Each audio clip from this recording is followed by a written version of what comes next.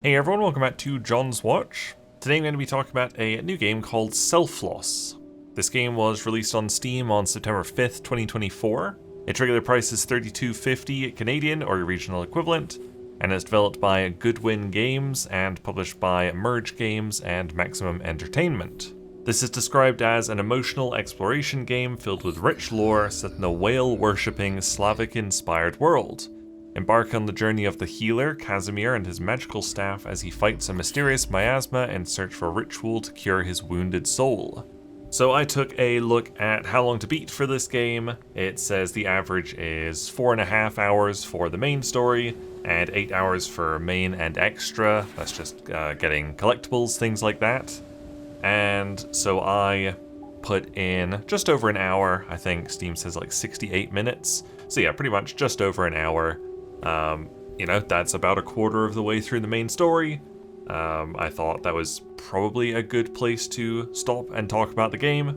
I was definitely a little bit surprised to see that runtime combined with this price.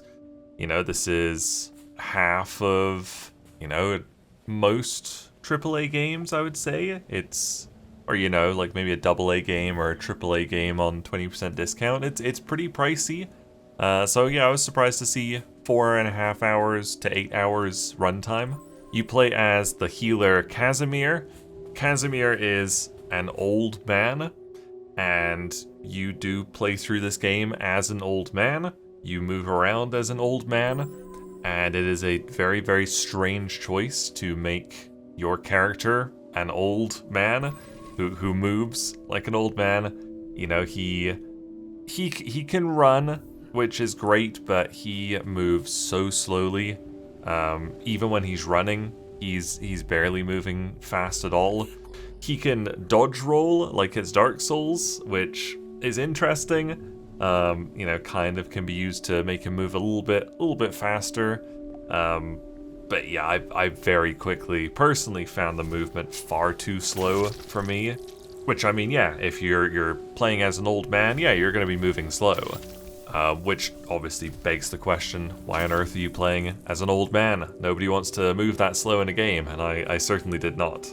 You're given this staff early on, this magical staff that I mentioned in the description, and you basically use the power of this staff to project light, I guess, and solve all sorts of puzzles using it. You will regularly find like statues with an icon, a logo on them, and if you shine a light on like this yellow spiral logo for long enough, it will glow white, and usually you'll have to activate like 3 of these buttons, I guess, in order to unlock a door or something like that. Fairly simple puzzles, I guess, a lot of unlocking doors and things like that. In order to use your staff, the game recommends playing on a controller, so I did play on a controller.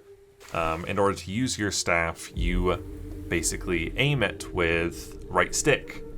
You can't control the camera in this game. The camera just moves around as you move around through the world. So yeah, you're basically using left stick to move yourself, and then right stick to aim the light, pretty much. Kind of like a twin stick shooter, I guess, maybe. And so simple puzzles like the buttons or the logos or whatever, you literally just aim your light with the right stick, just hold it on the logo for long enough and then it'll activate. Some puzzles and things that you have to shine your light on need a stronger beam, and in order to do that, you aim with the right stick and then you hold down right trigger to focus your beam of light, and you can use that. You start off by using it to get through these miasma blockages, basically, like these big clumps of miasma.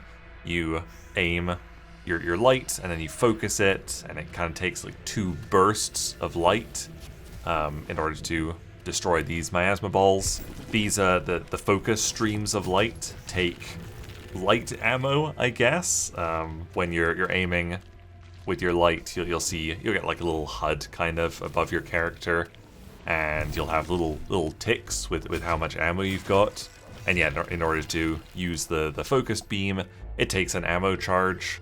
Most of the things you interact with, just like in a puzzle sense in the environment, usually take 2 of these charges, so you're not going to run out.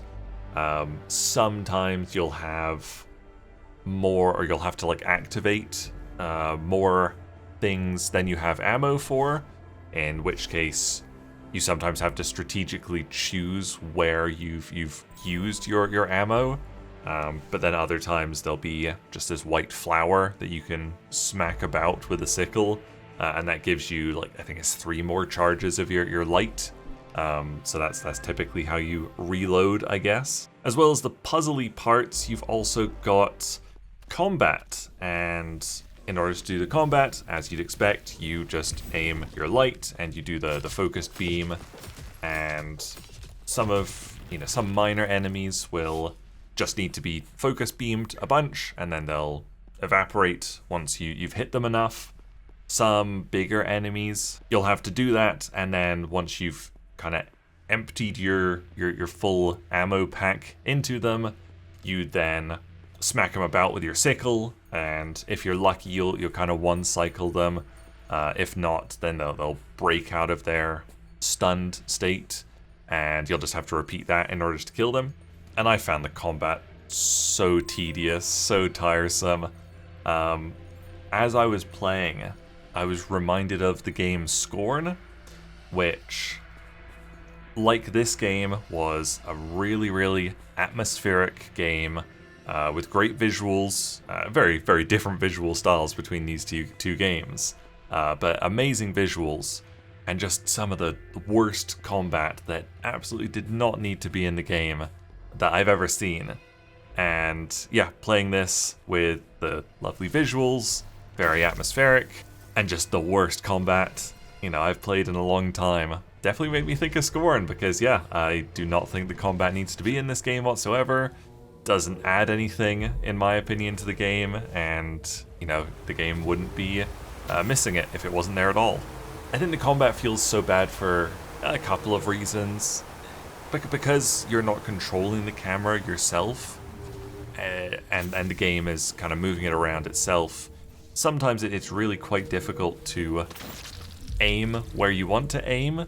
I saw one of the Steam reviews said that the combat could really do with, at least some aim assist, and I think that would be good if, especially if you're in combat, if you're aiming with your right stick, if it could partially lock onto the enemy. If you're aiming like completely opposite of the enemy, don't lock onto them, but if you're pretty close, lock onto them, so you're not like really struggling to perfectly aim your beam, because I found it pretty difficult to aim and lock onto enemies, because you can't lock on.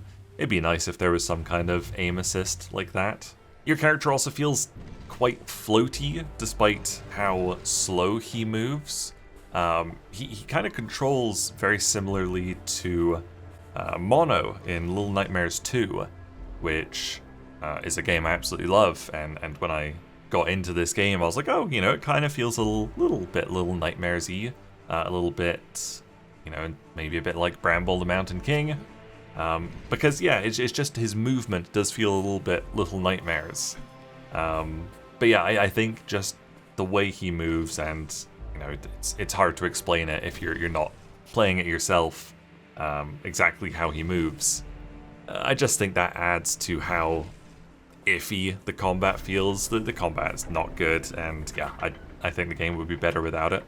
As you'd expect, you spend a ton of time in this game using the right stick, and I found a lot of times, like, my hands would be like so occupied on the controller, like I was always using the left stick to move myself, and I was most of the time, like a good chunk of the time, using right stick to control the light, and I wasn't really free to do anything else. There's a lot of times where you have to lead things around with your light. An example is you have to take these floating golden fish to like planters, I guess, in order to open doors. And in order to do that, you have to go find them and then shine your light on them. But then if you ever let go of your light, the fish will go back to where they were. And so the whole time you're leading these fish back to the planter, you've got to be holding the right stick in a direction. And I don't know, my thumbs were definitely like feeling it a little bit by the end of the hour. And yeah, it doesn't leave you free to press any other buttons whatsoever. I don't even know if I could sprint while I was leading these fish around because I didn't get the opportunity to move my thumb away from the right stick.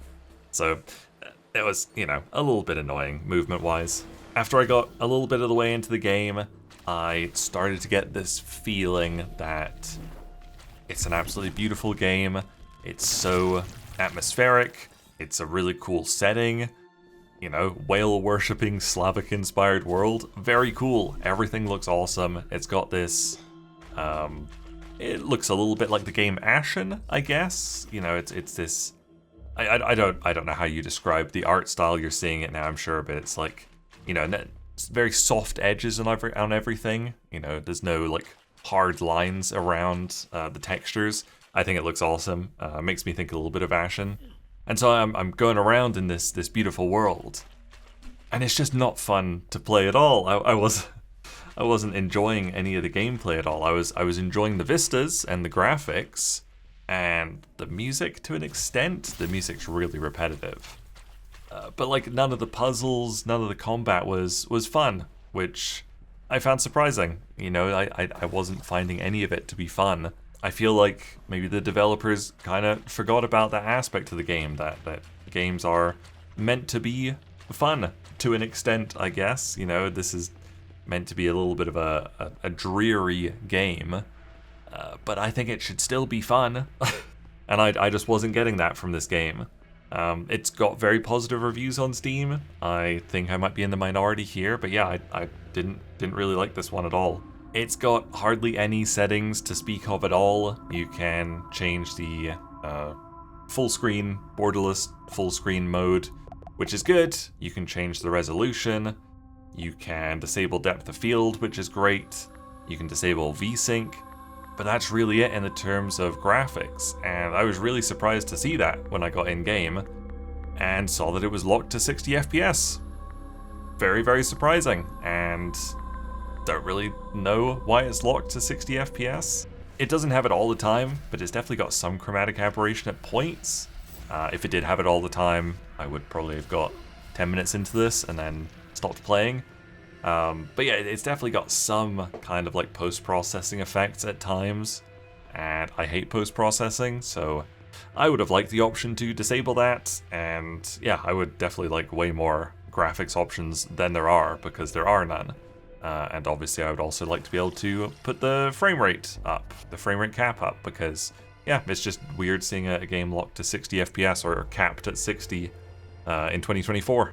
So there you go, a little bit of a short video, short review here, but I played an hour and I didn't enjoy the game at all, so I thought I would just do a quick review and kind of wrap up my thoughts on it. Like I said, most of the reviews are positive. It's got 84% positive reviews on Steam at the time of recording. That's not bad.